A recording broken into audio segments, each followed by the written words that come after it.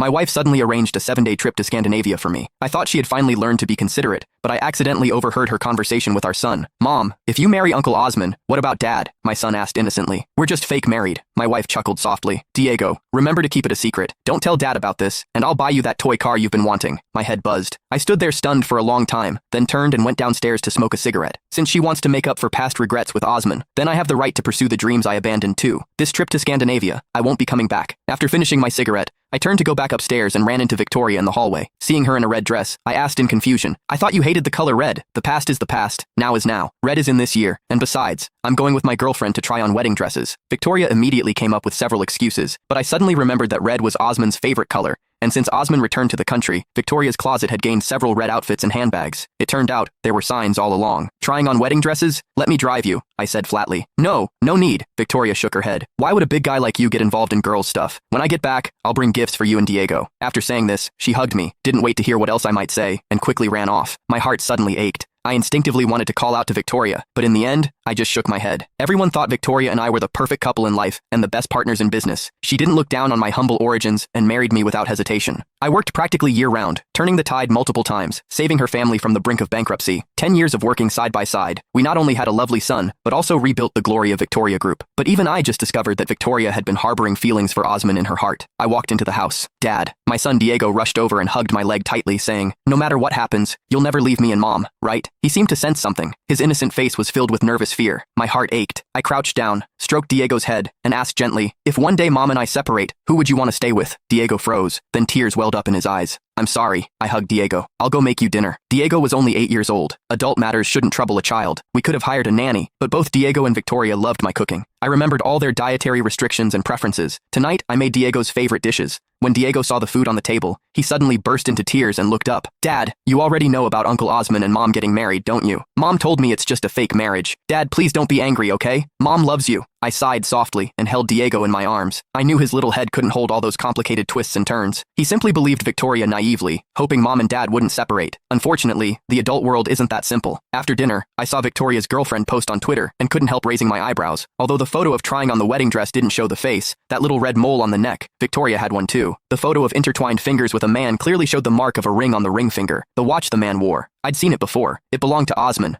The caption read, "The moon I missed will always come back to illuminate me once more." That phrase seemed familiar. I rushed into the study and moved Victoria's computer. Underneath was a notebook. The moment I opened it, that exact phrase jumped out at me. All signs indicated this account wasn't some girlfriend's, but Victoria's own. Scandinavian trip. The fictional girlfriend's wedding and Twitter account. Victoria, to deceive me for Osmond's sake. You could come up with such absurd tricks. I muttered to myself and picked up my phone to send a message.